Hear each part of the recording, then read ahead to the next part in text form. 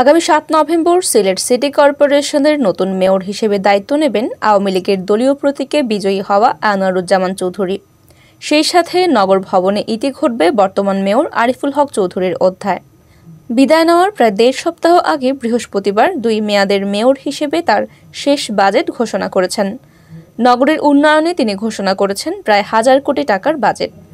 একটি আধুনিক নতুন সিলেট গড়তে তিনি পরামর্শ দিয়েছেন দীর্ঘমেয়াদী পরিকল্পনা গ্রহণের। আশ্বাস দিয়েছেন নগর ভবনে দায়িত্ব নেওয়ার অপেক্ষায় থাকা পরিষদকে সর্বাত্মক সহযোগিতার। উন্নয়ন কর্মকাণ্ডে অনুপ্রেরণা ও সহযোগিতা করার জন্য কৃতজ্ঞতা জানিয়েছেন প্রধানমন্ত্রী শেখ হাসিনা, প্রয়াত অর্থমন্ত্রী আবুল মাল আব্দুল মুহিত এবং বর্তমান পররাষ্ট্রমন্ত্রী ডক্টর এ কে আব্দুল মোমেন এমপির প্রতি। ১২ বছরের রিপ্লেসমেন্ট গ্যারান্টি নিয়ে তানভীর মেটালই প্রথম বাংলাদেশে। তানভীর মেটালের স্মার্ট পণ্য ব্যবহার করুন, স্মার্ট হন। সিসিকের ২০২৩-২৪ অর্থ বছরের বাজেট ঘোষণা উপলক্ষে বৃহস্পতিবার নগরের একটি কনভেনশন হলে সংবাদ সম্মেলনের আয়োজন করেন মেয়র আরিফুল হক চৌধুরী।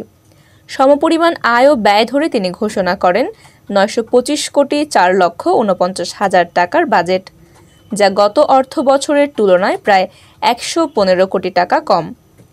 বাজেটে সিসিকের নিজস্ব খাতে আয় ধরা হয়েছে সর্বমোট ১২৩ কোটি ৪০,১১,০০০ টাকা। বাকি অর্থের উৎস হিসেবে সরকারি বরাদ্দ ও এডিপি সহ বিভিন্ন সংস্থাকে দেখানো হয়েছে।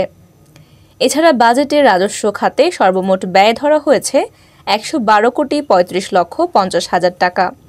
নিজস্ব খাতে সবচেয়ে বেশি আয় দেখানো হয়েছে হোল্ডিং ট্যাক্সে। এই খাত থেকে আশা করা হয়েছে আদায় হবে ৪৮ কোটি ৩৫,৭৬,০০০ টাকা। এছাড়া অন্যান্য খাতের মধ্যে স্থাবর সম্পত্তি হস্তান্তর থেকে ২৫ কোটি টাকা, ট্রেড লাইসেন্স থেকে ১০ কোটি ৪৫ লক্ষ টাকা, সিটি কর্পোরেশনের সম্পত্তি ও দোকান ভাড়া বাবদ ৫ কোটি ধরা হয়েছে। আর রাজস্ব খাতে ব্যয়ের মধ্যে সর্বোচ্চ ৫২ কোটি ৭৭ লক্ষ টাকা ব্যয় ধরা হয়েছে সাধারণ সংস্থাপন খাতে। এছাড়া শিক্ষা খাতে ৪ কোটি ১০ লক্ষ টাকা, পরিচ্ছন্নতা খাতে ১৯ কোটি ৬০ লক্ষ, বিদ্যুৎ প্রকৌশল সড়ক বাতি খাতে ৩ কোটি ১০ লক্ষ, সমাজ কল্যাণ ও বস্তি উন্নয়ন খাতে ৫ কোটি ৪০ লক্ষ টাকা ধরা হয়েছে।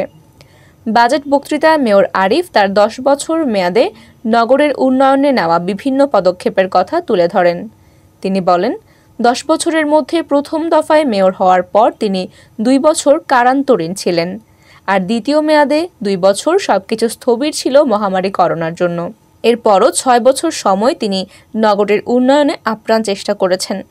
এই সময়ের মধ্যে তার উল্লেখযোগ্য উন্নয়নের মধ্যে ছিল নগরের সকল প্রধান ও অলিগুলির সড়ক সম্প্রসারণ ও সড়ক বিভাজন স্থাপন, ২৬.৫০ বর্গ কিলোমিটার থেকে সিটি কর্পোরেশনকে ৫৯.৫০ বর্গ কিলোমিটারে উন্নীতকরণ, দেশের প্রথম আন্ডারগ্রাউন্ড ক্যাবল প্রকল্প বাস্তবায়নের মাধ্যমে সড়ককে তারের জঞ্জালমুক্ত করা, বর্জ্য ব্যবস্থাপনা আধুনিকায়ন করা, ছড়াখাল উদ্ধার ও ড্রেনেজ ব্যবস্থার উন্নয়ন, দৃষ্টিনন্দন ওয়াকওয়ে নির্মাণ, দিঘি ও পুকুর উদ্ধার ও রক্ষায় ব্যবস্থা গ্রহণ, দেশের সর্বাধুনিক বাস টার্মিনাল ও ট্রাক টার্মিনাল নির্মাণ, গণপরিবহন হিসেবে নগর এক্সপ্রেস চালু, নগরের বিভিন্ন স্থানে সিটি কর্পোরেশনের বেদখল হয়ে যাওয়া কোটি কোটি টাকার ভূসম্পত্তি উদ্ধার, হযরত মানিক পীর কবরস্থান সংস্কার ও আধুনিকায়ন ইত্যাদি।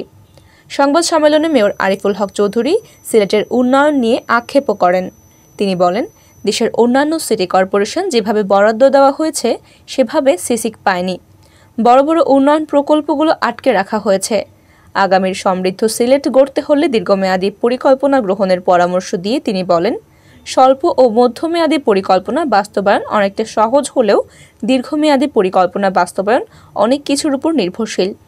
অথচ আগামীর সিলেট কিংবা আজ থেকে ৫০ বছর পর আমরা কিভাবে সিলেট নগরীকে দেখতে চাই তার চিন্তাভাবনা শুরু করা জরুরি।